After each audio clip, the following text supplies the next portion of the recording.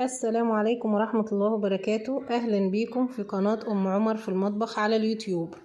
إن شاء الله النهاردة هنعمل صينية كنافة بالمانجا، سهلة وبسيطة جدا. الصينية دي لو هتشتريها من بره شوفي هتشتريها بقد ايه، طبعا هتبقى سعرها عالي. لا، احنا هنعملها في البيت سهلة وبسيطة جدا وأحلى وأطعم من اللي بره 100,000 مرة، لأن انت دي حاجة عاملاها في بيتك نظيفة وضامنة نظافتها، وهتبقى شاطرة فيها بإذن الله، وإن شاء الله كده تحفظيها عندك لرمضان. طعمها حكاية بصراحة.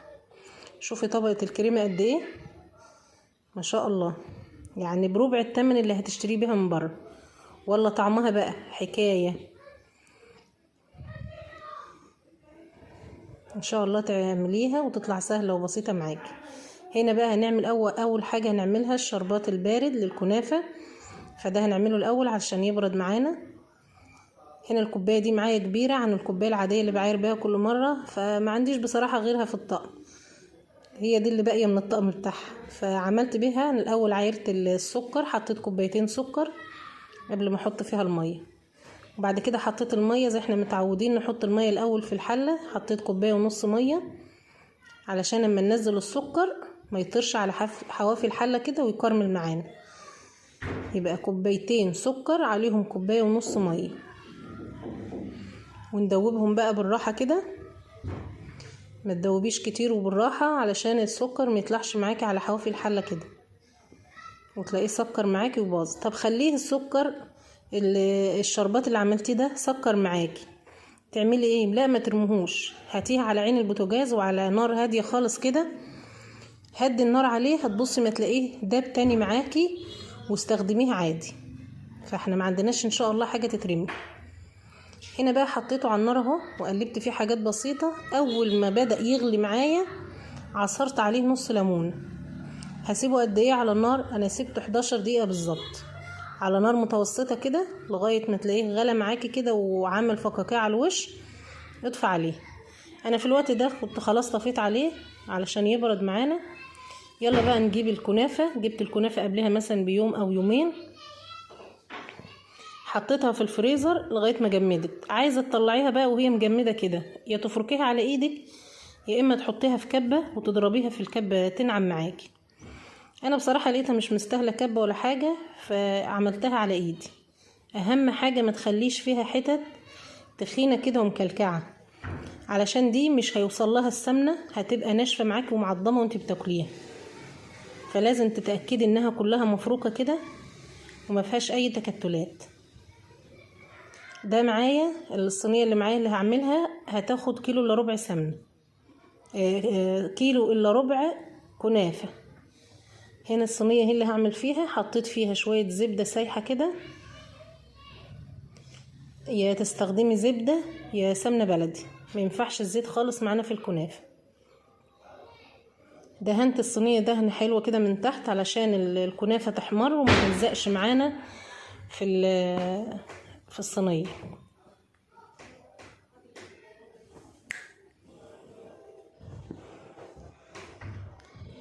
هنا خلينا متفقين ان الكنافة بالذات الحلويات الشرقية بتاخد سمنة كتيرة او زبدة كتيرة علشان تطلع متحمرة معاكي وحلو.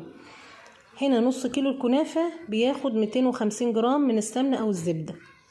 انا معايا كيلو الا ربع، يعني هياخد معايا كوباية ونص. دي الكوباية هي بتاع نص كيلو، يعني لو هتعملي نص كيلو كوباية سمنة.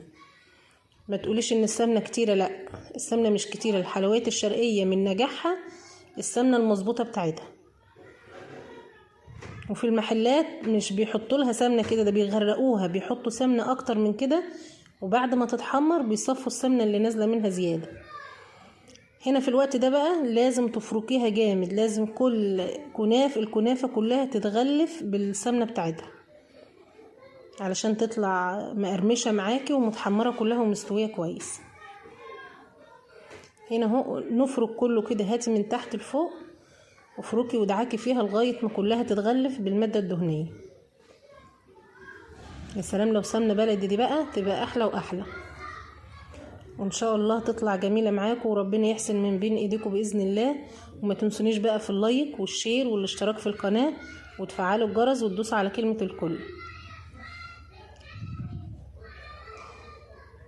هنا بقى بعد ما غلفتها كلها عشان ما اطولش عليكم الفيديو، بصي تقلبيها بتتقلب معاكي بسهولة. ليه؟ لانها كلها متغلفة بالمادة الدهنية. انا كنت بقى شغلت الفرن حوالي 10 دقايق قبل ما ادخلها ب10 دقايق علشان تدخل على درجة حرارة عالية وتستوي معاكي على طول. هنا فردتها بقى في الصينية كلها، اضغطي بكل قوتك عليها كده علشان تاخد شكل الصينية وتطلع معاكي القطعة بقطعتها، ما تطلعش مفرولة معاكي.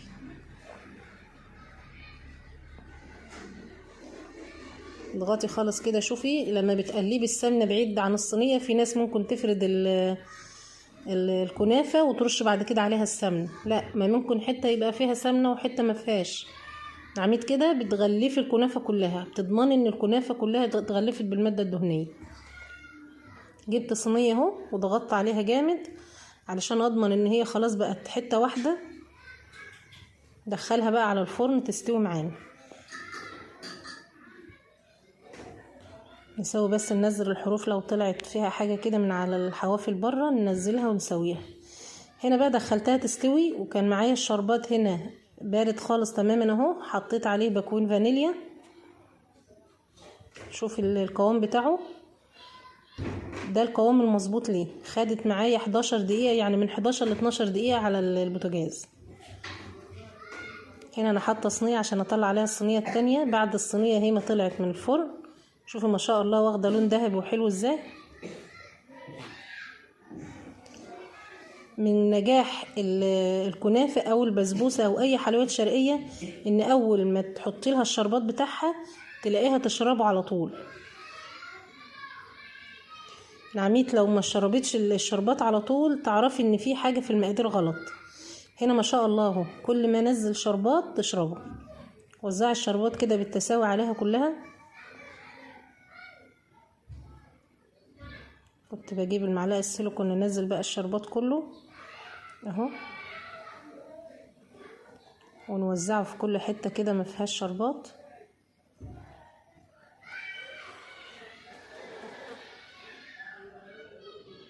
بس كده. عايزه بقى تاكليها ساده كده ما فيهاش حاجه، يعني هي كده تتاكل كده كنافه ساده معاكي. عايزه بقى تعملي الاضافات اللي انا هعملها تاني براحتك برضو. هنا غطيتها، لازم تغطيها عشان تضطر وتبقى طريه وجوسي كده معاكي. سبتها بقى تبرد براحتها خالص.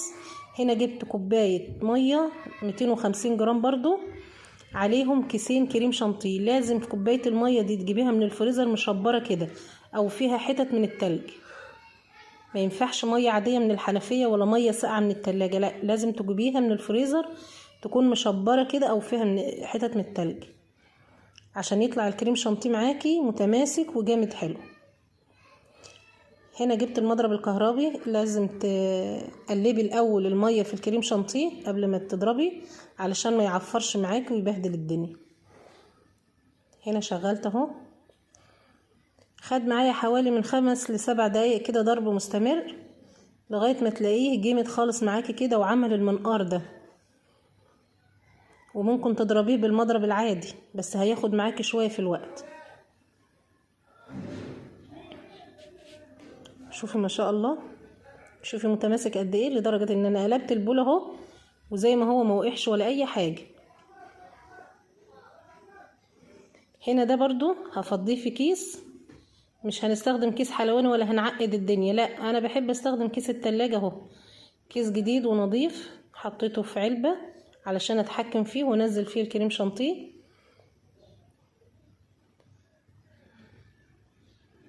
هنا فضيته كله بس حشت معلقتين وهقول لكم هنعمل بيهم ايه. ده دخلته على طول على الفريزر او على التلاجة. هنا بعد الكنافة ما بردت معاكي خالص قلبتها على الجنب التاني على صينية تاني في نفس الصينية اللي كنت مغطية بيها. هنا جبت الكريمة اهي، قصيت البوز بتاع الكيس. احط بقى طبقة حلوة كده. شوف الكريمة عشان متماسكة معايا وجامدة فبتقطع معايا. لازم الكنافة تكون باردة معاكي تماما. لو حطيتيها تكون دافية او سخنة هتلاقي الكريمة دي ساحت معاكي. هنا احط طبقة كده من الكريمة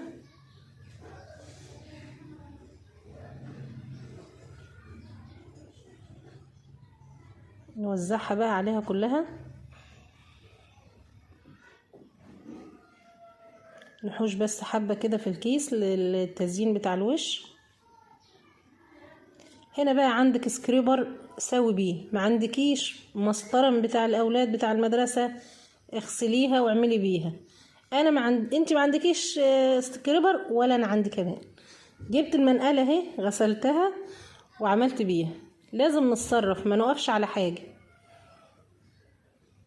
المهم تسويها، يعني تسويها تخليها متسويه كلها زي بعضيها، ما فيش حته عاليه ولا حته واطيه. اهو زي ما انتم شايفين كده.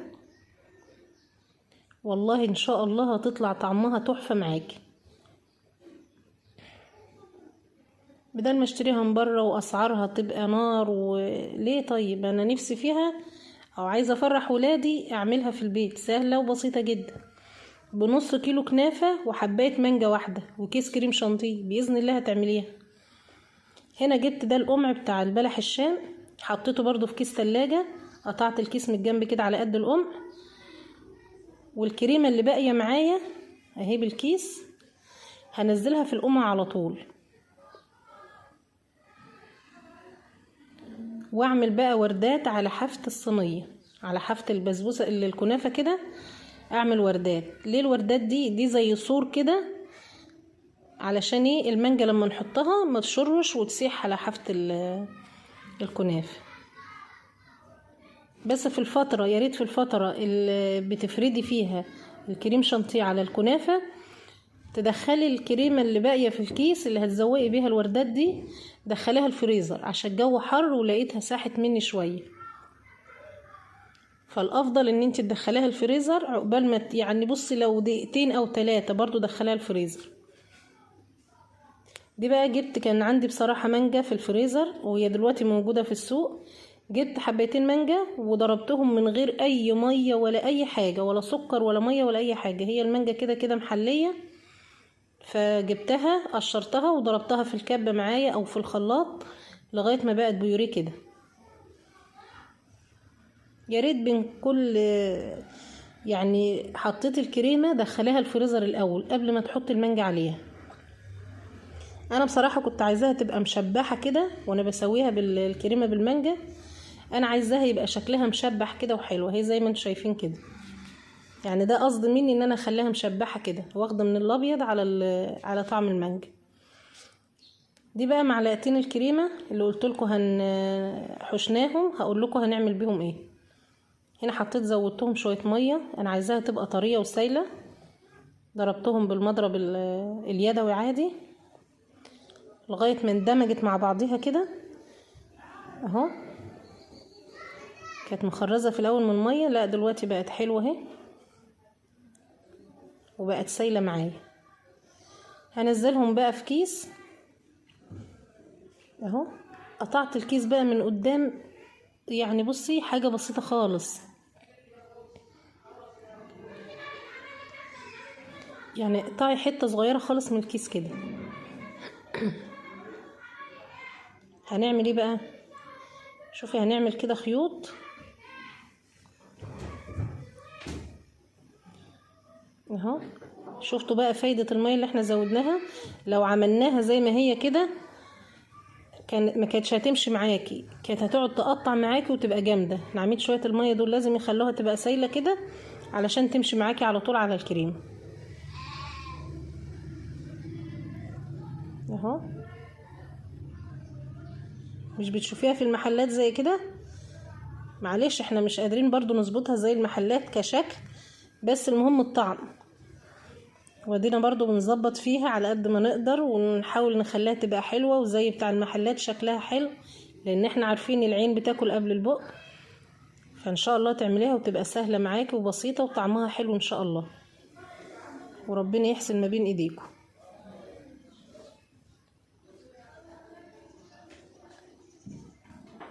هنا بقى جبت خلة اروح بيها واجي، اروح واجي زي ما انتم شايفين كده.